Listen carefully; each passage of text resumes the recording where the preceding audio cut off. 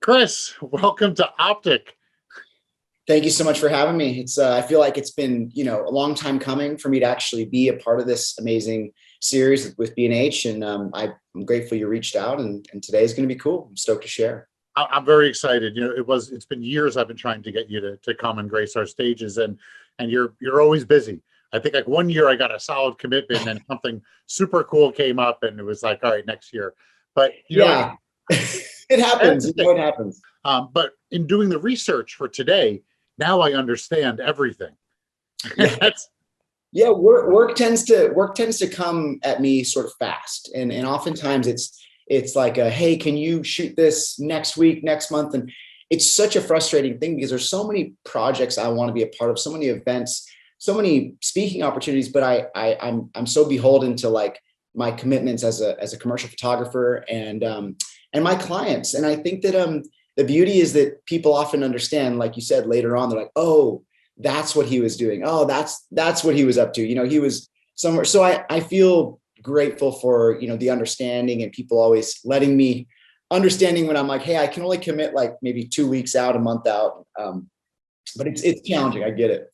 Yeah, no, it's all good. I mean, the word prolific was coming to my mind, and then I kind of thought of like, if this was like rock and roll James Brown, you'd be one of the hardest working men in photography. Oh, man. So there you go. Okay, so that being said, hardest working man in photography has to have a team behind him. Yeah, and, absolutely. Looking at your work, and we're going to be running slideshows. It's a lot of work and it's intricate.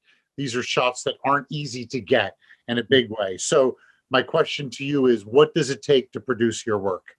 That's such a great question. And honestly, it's such a good perspective for a lot of younger or up and coming photographers or people who just are like, how do you do what you do? And I've always really been an advocate for the idea that, you can only give so much of yourself to a project or to an assignment. And the reality is at a certain point, in order for any career to grow, to expand, you need to learn how to delegate. You need to learn how to delegate, sometimes it's your post-processing. Sometimes it's, having an assistant to orchestrate and organize things, a producer for a shoot, to pull permits, to do this and that. And so I think what happened is me coming up on my own, years and years of just working solo, living in my truck or whatever it was. I started to realize that I was being so limited by what I could actually do, my time, because I didn't have people helping me to orchestrate these things.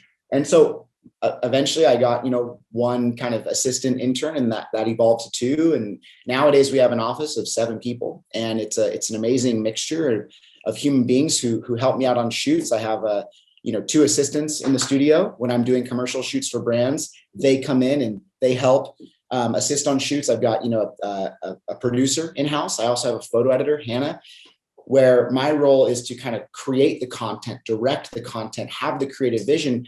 I've found that if I can't teach somebody how to, post-process and edit the way that I like, is it really sustainable? And that word sustainable is really what I'm after. I want to create a sustainable business model that can grow, because at a certain point, you're going to burst at the seams when you're by yourself.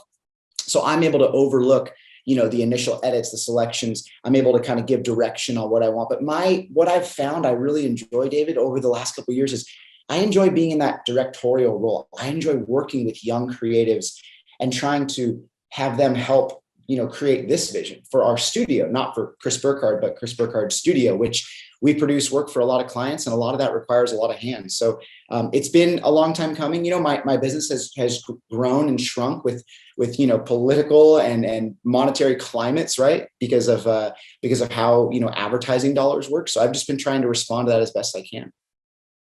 Well, that sort of explains a lot, having that large group being able to help you in delegation. There's some really good advice there. But you know what, Chris, if you allow me, I want to take you back.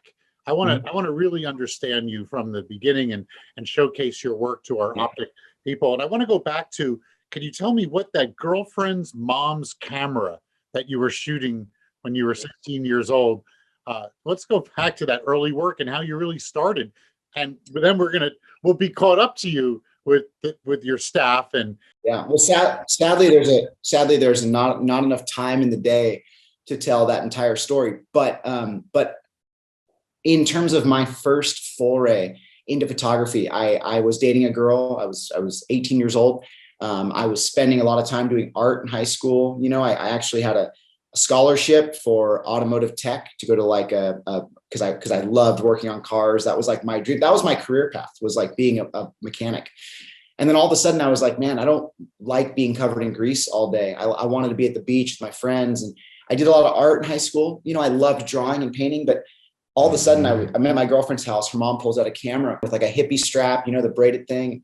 I was like, this is so cool. Can I borrow this? And I took it and I went to the beach and I went in the mountains. And all of a sudden I was like, there's this art form that's an extension of me. It's like it's a part of me that can go everywhere I want to go. It could be in social settings and in nature. And all of a sudden it just felt like it opened up a whole new world, as opposed to being stuck on a hillside with an easel, or being stuck in a classroom trying to remember what I saw. And so I ran a bunch of rolls of film through that, and I kind of fell in love with the process. It fell into place with me, meaning like I felt with my group of friends that I could be the documentarian of those adventures. And that's exactly what happened. It kind of, any kid who grows up in a situation where, I didn't have any brothers or sisters. I didn't have a dad growing up. So I was kind of a part of this group, and I felt like the camera gave me purpose and meaning within that. This was my role. And I think that, I'm not going to relate it to like a gang, but in some capacity, you feel this sort of relationship and familiarity with something that was really special. And that's really where my career path started. I was, spending my days ditching class, going to the beach, running up and down the coast, trying to find waves. It eventually led to me being a photographer for Surfer Magazine and Surfing Magazine and Transworld on staff. I was a surf photographer by trade for a number of years on retainer, and I was shooting editorial trips all over the world. And it all really originated from that origin story of just wanting to document my friends in the environment that I grew up in, my own backyard, right up and down the California coast. So that's kind of like the origin of it, in the short term. Yeah, it's all sort of tied together in an interesting way. How that the camera gave you your voice, it gave you that extension of yourself. And then what did you do? You went to the other things that you love, and that's going up and down the coast and surfing. And then all of a sudden, that's really your meteoric rise. Is surfing. That's where you're getting published first, and you're getting there. Tell me about the moment from you with that squeaky old Canon AE1, and then making a transition into getting the gigs from Surfer Magazine, because I would imagine that there's a lot of other people around there shooting too. I mean, do you have 5 hours to chat? Because I could tell you that story, but it's not something this is what everybody loves. This is what everybody wants. Everybody wants, you included, they want, where was the moment where it all clicked? And I think the reality is that I'm an overnight success. It just took me 13 years, right? There's no moment where it just happened. There's not a single moment. In fact, it's like watching dew form. If you sit there and watch a flower, you're never going to see it with your own eyes. But if you wait overnight, it'll slowly collect.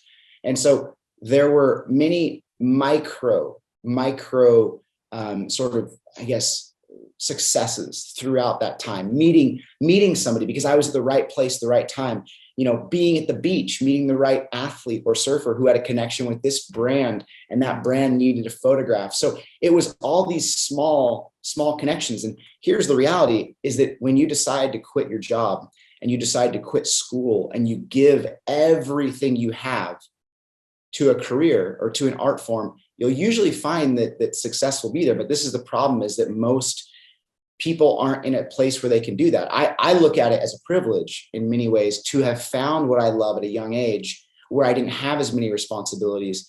And I think opportunity came from that. Do I think that could have happened for anybody? I think if anybody's willing to give their time. I didn't come from a family situation or a economic situation where I was really, able to afford the equipment, afford the education or anything, and so what I did is I used my financial aid money that I had from being a lower income family to basically just put gas in my tank. And I would just try to be everywhere I thought I could be. I was a big researcher, and research has paid well for me, in the places that I go now, places that are behind you on your screen, to the places that I would try to be as a young photographer, right? Like, where's the surf going to be best? I'm going to go there. I'm going to wake up there. I'm going to wake up in the morning in my truck there.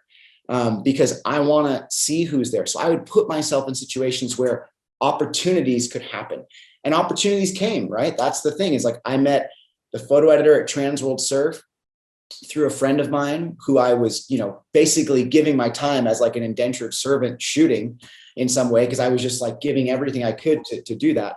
And I wanted to make connections. And so eventually I made one, and I did an internship at Trans World, and that kind of parlayed into like shooting one or two small assignments for the magazine, like, like tiny little, 1/20th page photos. And then all of a sudden it was like I had ideas of my own. I wanted to propose those ideas. And so when I was interning at Trans World, I would just soak up everything I could. I would listen to every meeting. I would listen to the editorial pitches.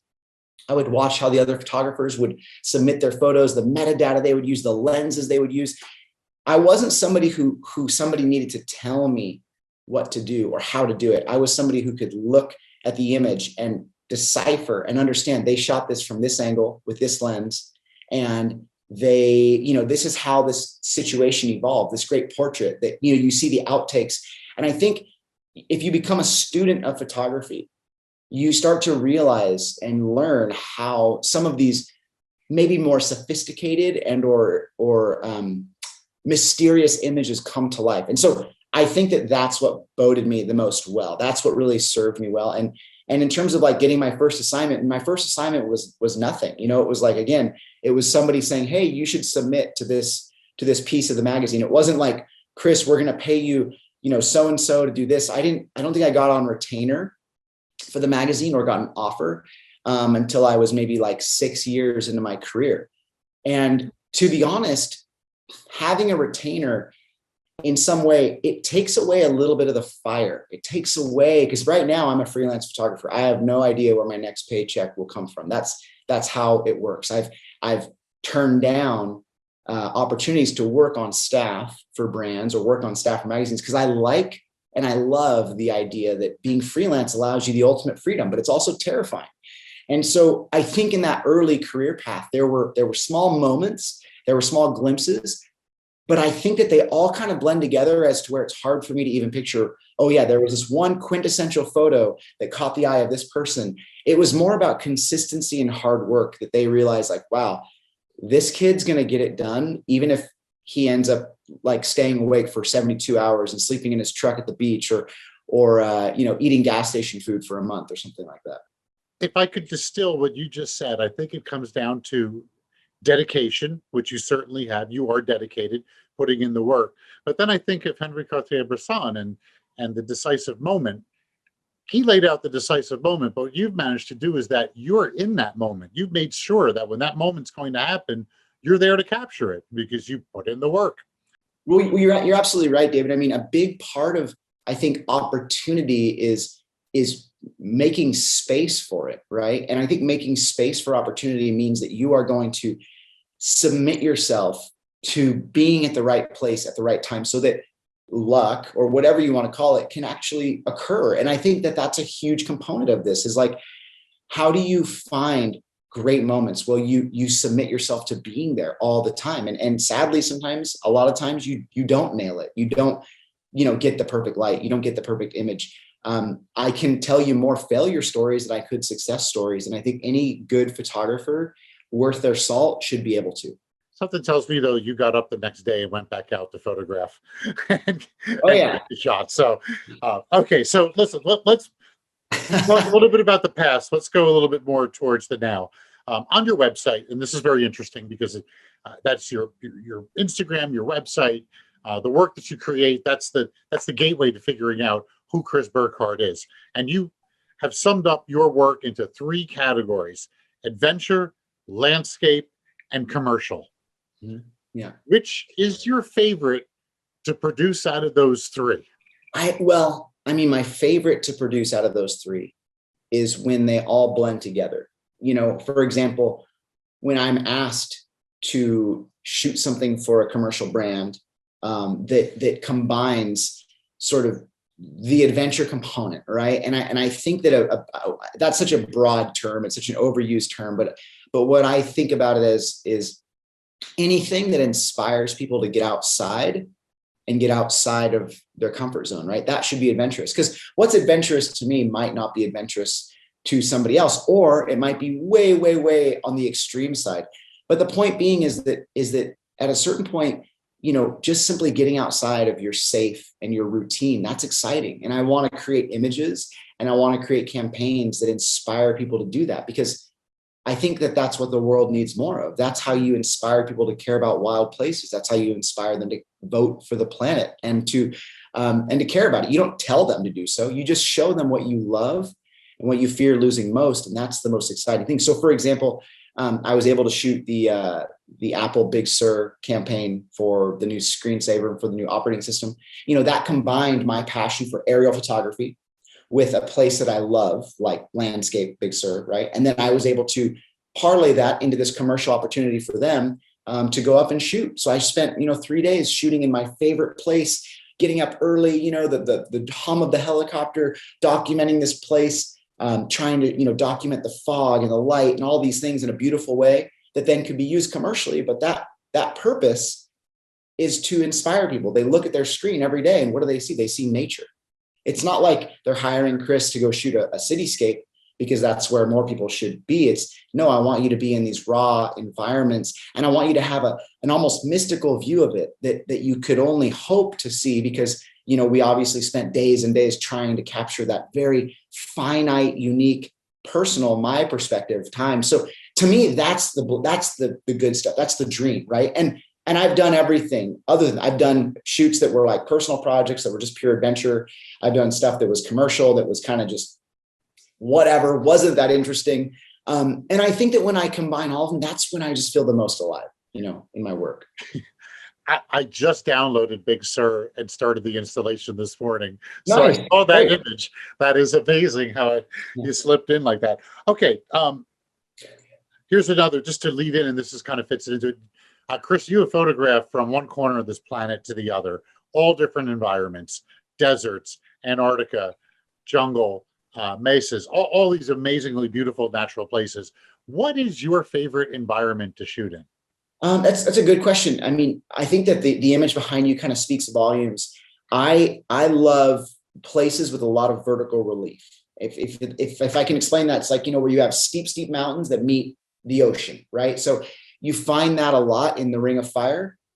You find that a lot in like Russia and Alaska and Japan and, up and down the west coast of America, Iceland, Norway, places where there's a dramatic landscape because it's so abrupt, right? Like the mountains just go up. And I think that places I've found where you can climb in those environments and you can surf in those environments or what have you, those are the most special to me. Those are the places where when people see them, they're shocked or they're kind of in some way like blown away by what they're seeing. So to me, I want to kind of match the drama of the landscape with my own enthusiasm. And I think that that's where I get the most enthusiastic. If you plopped me in the middle of Central America, right on the equator, I probably wouldn't be as happy. I'm not super stoked on warm places just because mainly because I've gotten staph infection really bad shooting in Tahiti, and I've spent my time there. I've done a lot of time in Central America and places like that. And there's a lot of other things that kind of come with that. There's theft. There's oftentimes a lot of poverty. A lot of times it's challenging to kind of get to those really wild and natural places. And I know this is just my own perspective of what I've experienced through work, but I feel like the desolation of harsher climates is something that I really cling to documenting because there's less people there and those places they're harder to get to. They require more of me. They ask more of me. And I respect that a lot. Interesting. You talked about your commercial work and really you didn't quite give me a straight answer when I said those three because the three have elements of each other in them. So yeah. It was a trick question.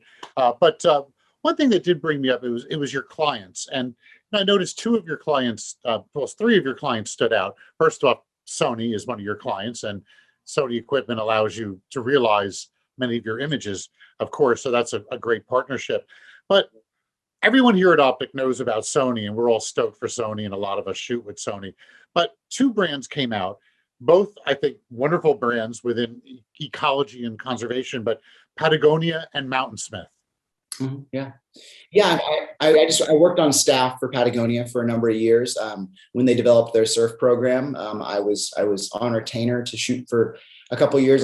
Some of their athletes were really good friends of mine. We would travel all over the globe. And so it was fun to kind of document, a company like that kind of making their foray into cold water surf and bringing that perspective. It's always fun when you get a chance to kind of like help slightly direct a brand vision with imagery, that's always something I really like. It's more challenging sometimes to just kind of blindly submit, and maybe somebody uses something, but it doesn't really reflect you as a whole. I feel like there was a period where they were using a lot of my work, and I was just really proud of that. And then, Mountain Smith is just a brand that I actually did some consulting for when they had a changeover of CEO. So my work goes kind of far and wide. I've done quite a bit of photography consulting and social media consulting for brands, a lot of speaking on that behalf. So some of these brands, I'm not necessarily even picking up a camera for. I'm not really documenting something for. It's more about trying to help them develop a better storytelling platform and helping them try to, in some capacity, gain a better perspective for what their demographic wants to see. Interesting, because that's you're working. These brands are in line with your goals about content and ecology, right. which is really perfect. That's what stuck out to me. I want to go back. You worked with a photographer named Michael Fatali, and working the American Southwest, and Michael's a large format shooter. Mm-hmm. How did that? Tell me about working, because you have mastered the zeros and the ones, the digitals, both in the moving image and the still image, which we have to talk about your moving images. But how did it feel, or to be around and exposed to such an analog nature, so different on the spectrum of photography? Right. Michael taught me a lot. I would say it's funny when I teach workshops, one of the first things I lead with is a bit of my origin story and my experience with Michael, because as somebody who is so limited to bringing 3 to 4 sheets of film into the backcountry, lugging a massive 8x10 camera and a massive tripod, his approach taught me so much about how to look for light and how to be patient. And that was one of the beautiful things. Like I would look at his images, and he'd always have this number by them, like 4 days, 2 days, 22 hours. And I'm like, what does that mean? He's like, is that the exposure? I don't get it. And he's like, no, that's the amount of time I waited for the right light. Because he would go back there, and instead of just being reactionary, we're so reactionary, right? We pick up our phones, we pick up our cameras, we're just like documenting everything. He's like, I would have to find ways to kind of like curb my excitement and study this place in order to create the perfect exposure, because I have 2 sheets of film, or whatever that is. And so I always found that to be so amazing, that level of patience and fortitude to kind of create something in the mind's eye first, right? And then bring it to life. And so I think that approach, that analog approach, which I shot film for the first year of my kind of year or two actually of my career and whatnot. And I still shoot film today, and I appreciate the process. Sadly, it's a bit too romantic for me. And I don't think that the clients that I work for would appreciate it as much as I do personally. But what I gained from that perspective has sat with me always. Just the understanding that just because we have 1 million exposures, right, doesn't mean we need to shoot all of them. To me, what he kind of helped develop is that it's more important to be a witness to these experiences and to have something to say and something to share than it is to necessarily have 1 billion options, right? Or to feel like you're spraying and praying, right? Shooting something.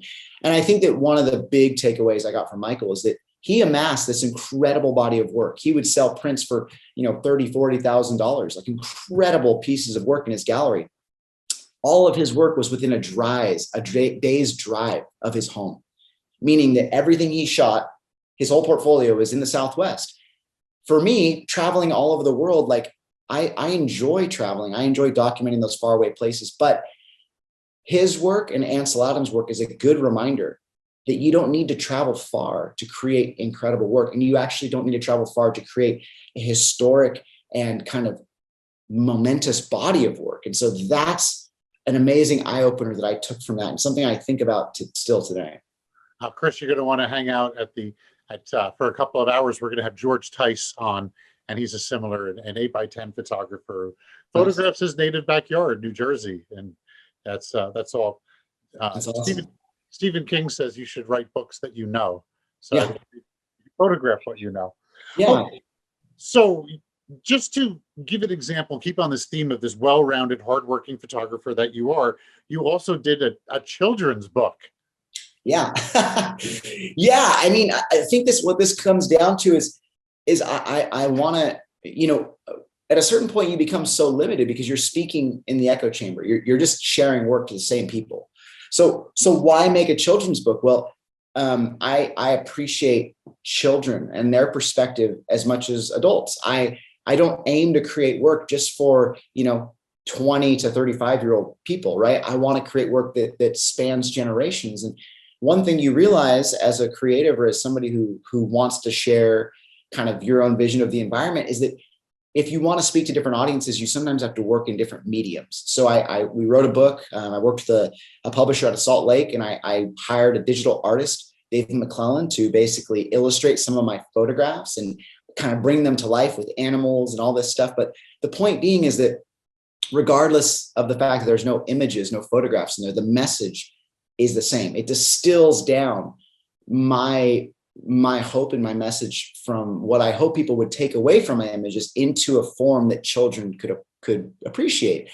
And I think that's really that book really is kind of a testament to the idea that as a creative individual, if you are so limited to one platform, to just your camera, you're really kind of shooting yourself in the foot. Like, you don't want to be tied up like that. Like the ability to direct films, the ability to tell stories, the ability to make books and utilize all these different voices to share meaningful things. Like that's what I'm after. That's what I'm seeking for. And that's where I feel like a book like that comes into play.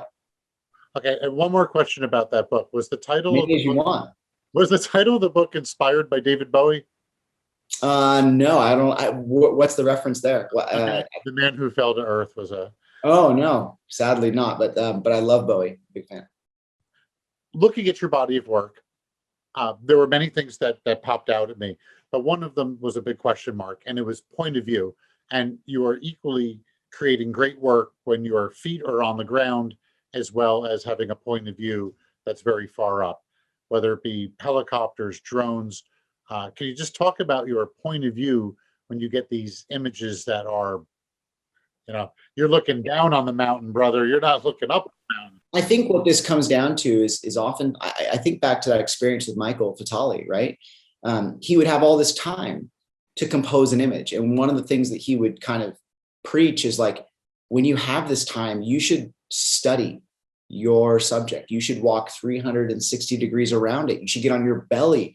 You should look at it from every perspective, because if you just show up and you just start taking pictures, you're going to miss out on some other unique perspective, unique angle. Like this is kind of how we find and we decipher these unique perspectives. And so for me, the ability to use a drone, to use a plane, to be on the ground, take Iceland's volcanic eruption, for example, like I would have felt so limited if my only perspective or way of shooting it was by foot, right? So being able to kind of offer people a 360 degree perspective around this volcano, from the air, from the ground, to me, that's doing this place a real, like doing proper documentary work, like actually showing it from every angle, every perspective. And so to me, that's important. I mean, if I have the time and I'm given a task, I want to make sure that I put boots on the ground and I've really explored the entire perimeter. I don't want to leave any stone unturned. And obviously these things evolve, they change, but at least I know when I was there,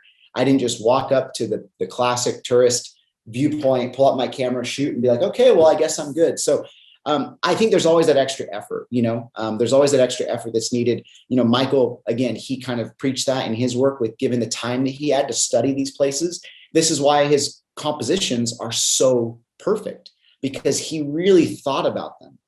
They were meaningful to him and he spent the time to digest and understand them. So I love that question. And I think that really makes me stoked that in some way you recognize that, because I try not to leave any place not seeing it from as many views or perspectives as I can. So let's talk about what's going on in Iceland. This is very recent, and you were just there like only a couple of weeks ago, right? Or yeah, about a month and a half ago. Tell us about the experience, and we're gonna, while you're talking about it, we're gonna show some work on the. Yeah, so I was there on actually a commercial shoot for a brand, shooting a catalog and a little film, and then I had 6 weeks, and so I did that for 10 days, and I had like 10 days in between to kind of just relax and have some downtime and hang with friends. And then I was going to do this big bike expedition through the winter, through the interior of the country over snow, a big bike packing trip that we were making a film on as well. So it was a stacked trip. And then all of a sudden during this 10-day window, this volcano erupts. And I knew that there was the potential that it might, because I had, read the reports and been apprised. But to see that happen, I in some way, I was just like, there's no way. This is so rare. Like, how did I get so lucky? How is this happening right now? And so I really, didn't have much time to rest. I took every opportunity that I could. And we walked around it, we flew around it, we droned around it, et cetera, et cetera. I ended up going on assignment for Nat Geo to document the story. Sorry, hold on, Chris. I'm sorry, yeah. Hold on. Tell us about flying the drone into it. What's the deal with the heat? Yeah, no, it's a great question. So basically, if you fly fast, you can fly as low as you want. But the problem is when you hang out and the heat starts to rise, it'll melt the sensors, right? I saw a lot of photographers melting drones, and some were just like going for it, like just literally going right into it. they didn't care. But for the heart of the sun. Yeah, the problem is I needed to keep my drones for later. And the one thing I did do is I went to this DJI store in Iceland. And I bought like 6 extra batteries because we were shooting so much. We would go out there with like 10, 12 batteries because we were just flying the whole time. And it was a really visceral experience. And I mean that in a way that was it's truly like it's not often that you're photographing something that you're feeling the warmth, you're smelling it, you're hearing it. And all of that coupled into one image or one experience is very unique. It's very important. And I think that it felt oddly familiar. Like we had been doing this for thousands of years and there wasn't a lot of fear around it because I knew this was a low silica volcano. It's slow flowing. It's not an explosion, high silica. So we had the ability to go there. We were also, I was on assignment, like I said, for Nat Geo. So I was with some people who, volcanologists, amongst other people, to kind of know where to be and where to go. And so I got really awesome access too. And I'll tell you what, it was hands down, probably top 5 experiences in my entire life. Like being there, seeing it, watching it grow, seeing it from the very, 18 hours after it erupted or 16 hours. I mean, I remember the night before just staying up in a frantic, trying to call everybody I could and try and get heli access. I was the first one out there in a plane the next morning and we got turned around because of the gases. So it was a full body experience and it's something that I just really appreciated and I'm grateful that it happened. Awesome. Cool. And the work is stunning, of course. All right, this is all super cool. We've covered a lot of ground. Chris, we talked about your past. We talked about your first camera. We talked about your current work, what led up to it, your children's book. One other little note, I just want to talk about marketing yourself. And you've done a very good job of marketing yourself. And one thing I noticed was like your website has a gift shop and it's filled with cool stuff. Yeah. Well done on that. Can you just talk a little bit about how marketing has integrated with your own work, marketing yourself in terms to your clients, but just you? I think that the truth behind that is like I'm not really here to sell trinkets or things that I think serve no genuine purpose. I love making books. I've been lucky enough to publish 7 books through different publishers and some self-published and make a number of films. And I think what I realize is that along with those projects, it's often really awesome to make something supplementary, a poster or a pin or something that kind of commemorates that experience. Because to me, those were large and important experiences in my life. And so I always look for ways to kind of in some way iconoclast sort of some of this body of work, whether it's a pin from my alpacas that I own, that I've shot. People might want to have like a small memento of that, to experience it. And I've been lucky enough to do a lot of, make a lot of equipment, like whether it's a camera bag or clothing with a brand or something like that. And I think one of the things I always think about when creating something or putting something in the market is like, does it solve a problem or answer a question? Because I definitely am really aware of this idea of consumerism and just creating more because it seems kind of meaningless. But when something can be, you're proud of it, it again like helps make your life a little easier or brings a little joy to you, then I think that makes a lot of sense. So yeah, we've been lucky enough to I have a physical space, I have a gallery.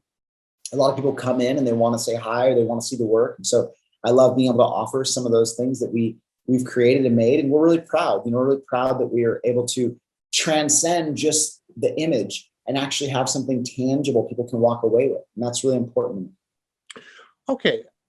We're slowly running out of time. We could, yeah, we are. You said we could talk about for 5 hours.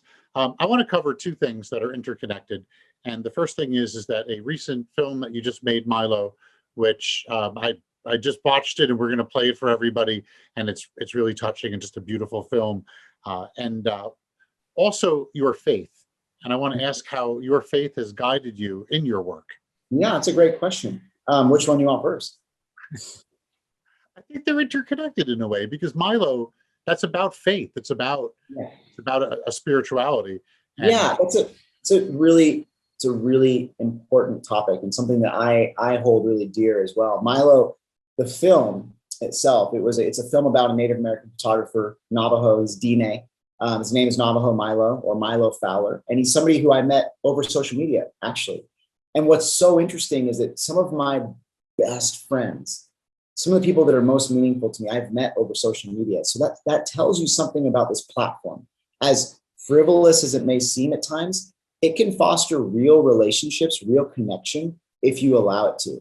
And that's what I aim for it to do for me. And so I will always be grateful for it for that purpose. And when I look at it from that lens, I realize there's great stories to tell. There's great stories to find if you're willing to look.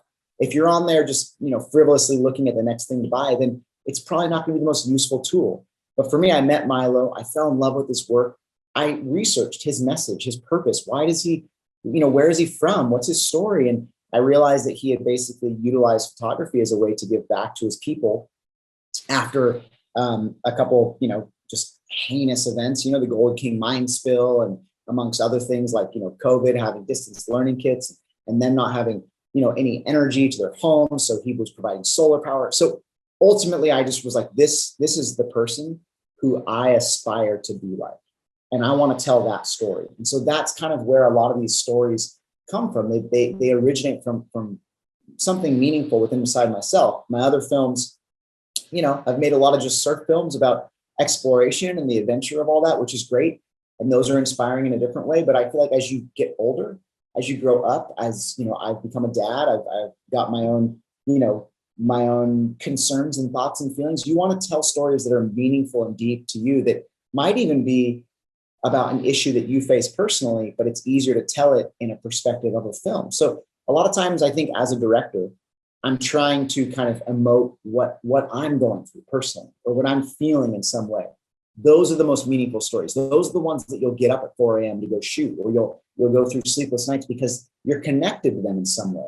You have to find stories that are personally connected. And with Milo, we share the same faith. And one of the beauties of that experience is that I had a deep understanding of kind of what he was going through or what he's gone through in his life, trying to balance family and, his culture and his religion and all these things. And I think that in some way, I don't want to, get too, deep and spiritual here, but my hope and my goal is that my work can in some way glorify the creator, whatever creator that might be for you, and I think that the beauty there is that if people can appreciate what's out there and spend more time in those environments, for example, nature, hopefully, that they will draw closer to that entity for them, and closer to themselves. I've found personally, like I've said, growing up in a single parent home and whatnot, that nature, traveling, and photography, these tools have helped me understand a very complicated world, helped give me meaning and purpose to a very complicated world. And to nowadays be able to tell stories that address those things, I feel like this is like the greatest gift I could ever have. It's the greatest calling I could ever have. And even having a platform like this, you know, for you guys to share, like, it's super meaningful to me. It's why it's really important to be able to be up here or sit on a podcast or just talk about these things, because I feel indebted to what nature has provided me and what it's given me and what I've seen it give my friends, what I've seen it give my colleagues, what I've seen it give my kids. And I think that, you know, in some way, to think that it wasn't intuitively created as a healing tool would be just, I don't know, some kind of a disrespect to what it really has to provide. And so my children's book and amongst other things, this is kind of why I wanted to share those messages and help people realize that they can ask hard questions in these environments and get answers.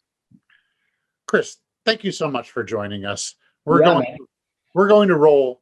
We're gonna finish up with Milo, and we're gonna roll Milo. This has been a lovely interview. Thank you so much for joining us, sharing your work and your message. David, thank you, buddy. I always appreciate someone doing the research and asking me some tough questions. And these are the things I love, these real, honest conversations. I think this is what the world needs more of, is more face-to-face, more interaction, more real conversation, you know, and I appreciate you guys taking the time to make this happen. So cheers. There was one question I didn't ask you though. Yeah. What kind of film was in your girlfriend's mom's camera? The film that I always used, the film that I loved, was Ektachrome 100 BS. That was always the film, you know, push it once, one stop, pushed. That's the best for California light, right? Look at the color. That's how you get the color. That's how you get the color. That's it. That's a secret. Thank you so much for joining us, Chris. You rock. I hope to see you soon on the road. Thank you. Yeah.